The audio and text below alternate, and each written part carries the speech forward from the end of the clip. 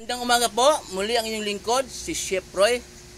Isang umaga pong maulan at halos lahat po ng bayan dito sa Bulacan ay binabaha pa rin po.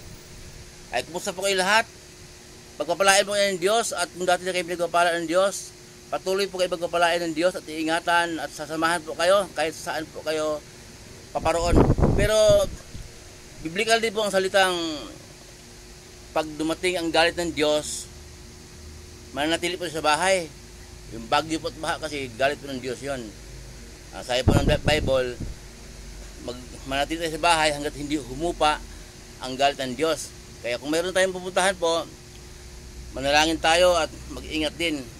Hindi po pwede na saan-saan tayo makarating dahil nanalangin tayo. Kasi po, biblical din po ang salita na huwag mong subukin ang Panginoon mong Diyos kasi nga may galit siya, yung bagyo ng baha.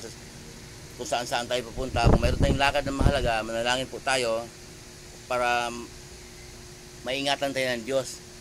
At noong pong bata po ako, saka hanggang ngayon po, narinig ko yung mga usapan na ang Bible na po, hindi na kumpleto ang detalye tungkol sa ating Panginoong Hesus.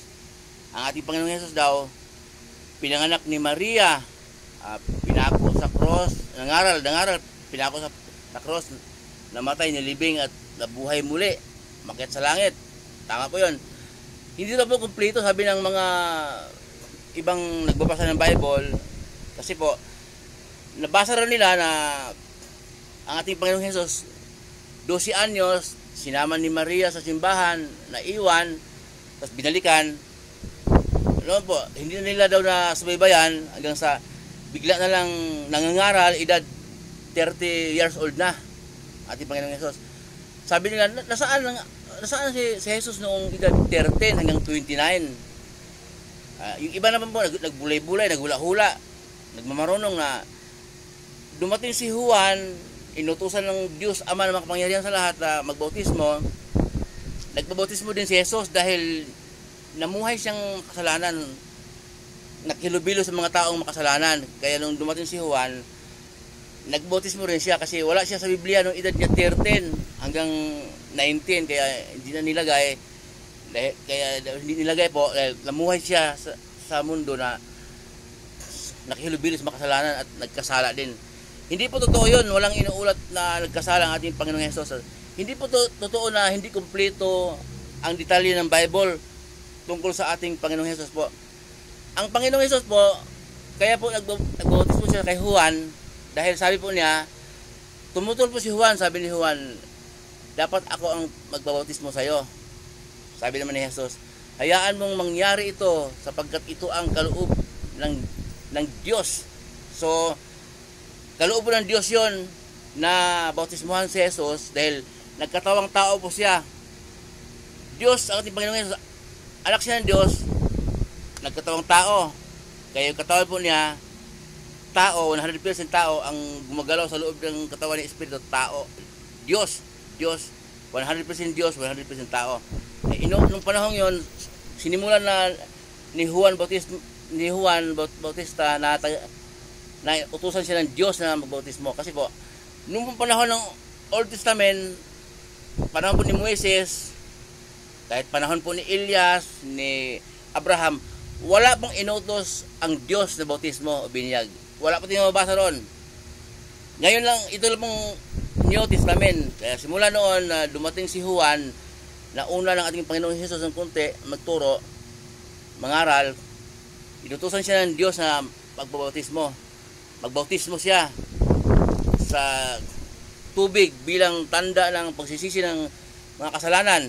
Okay, si Jesus, nagkataong tao, namuhay siya sa daigdig, kaya kailangan siya mabautismuhan. Wala pong inuulat na nagkasala ang ating Panginoong Hesus, kaya nagbabautismo siya kay Juan.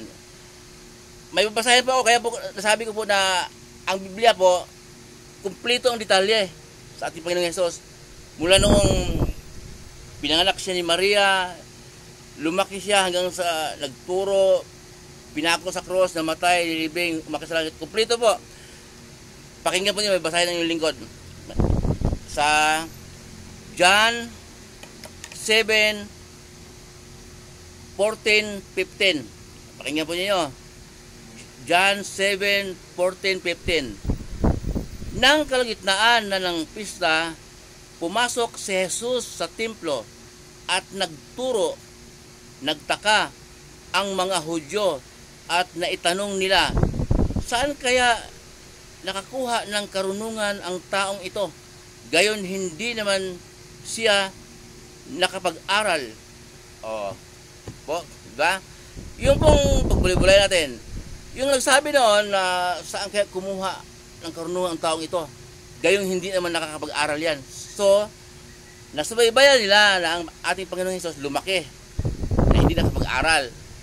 Hindi pa nag-aral ang ating Panginoong Hesus, kahit grade 1, grade 2, gano'n, hindi nakapag-aral. Pero wala pong sinabi sila na saan kaya kumuha ng karunungan ng taong ito, na sumama to sa mga lasinggero at saka magnanakaw wala pinag-aralan. Wala pong sinabing gano'n. Ang sinabi, hindi nakakapag-aral. Nagtaka sila kung bakit nagiging ganun katalino. Hindi naman nakakapag-aral. So, hindi namumuhay ang ating Panginoong Hesus na makasalanan. At anong ginagawa ng ating Panginoong Hesus noong, kuha natin yun nasa bayan ng mga Hudyo na hindi nag-aral.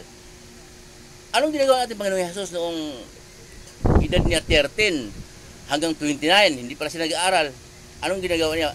May babasahin po ko uli sa Marcos 6. Umpisahan ko po sa 1. Pakinggan niyo. Umalis si Jesus at umuwi siya sa sariling bayan kasama ang kanyang mga alagad. Pagdating ng araw ng pamamahinga, si Jesus ay nagturo sa sinagoga. Maraming tao ang nakarinig sa kanya at sa pagkamangha nagtanungan sila saan niya natutunan ang lahat ng iyan. Anong karunungang itong pinagkaloob sa kanya? Paano siya nakakagawa ng mga himala? Di ba ito ang karpinterong anak ni Maria at kapatid din na Santiago, Jose, Judas at Simon? Taga rito rin ang kanyang mga kapatid na babae, di ba? Kaya hindi naniwala sila sa kay Jesus. Ang mga tao po doon hindi naniwala kay Jesus dahil bakit nagkaroon ng ganung karunungan? Hindi naman nag-aral. Karpintero yan, anak ni Maria. So, nakikita po nila, nila, anak ni Maria, kapatid ni Santiago, kapatid ni Judas, kapatid ni Simon. So, pag bulay-bulayan natin dito, nasubaybayan nila, naikwento nila. Pero walang naiulat na nagnakaw yan. Karpintero ang ating Panginoong Hesus dahil po, karpintero ang kanyang tatay na si Jose, asawa ni Maria. Kaya lumaki po ang ating Panginoong Hesus na walang pinag-aralan. Nagkarpintero po. Ay siguro tinuruan ng yung ni tatay niya na si Jose. Kaya namuhay din siyang karpintero hanggang sa edad niyang 30. Yun po ang panahon na nakatakda, tinakda ng Diyos Ama na magsimula siyang magturo. Kaya tinakda ng Diyos Ama na mauna si Juan Bautista ng konti. Kaya para magbautismo po si Juan at siya naman si Jesus mabautismuhan po kaloob ng Diyos dahil nagkatawang tao kasi siya.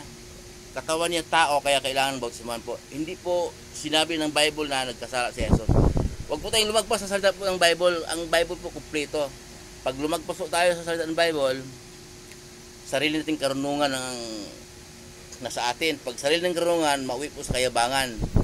Muli po yung lingkod, si Chef Roy. Ingatan po kayo ng Diyos kahit saan po kayo paroon. At palagi po tayong manalangin. Gaya po ngayon, hindi pa humupa ang baha at mga may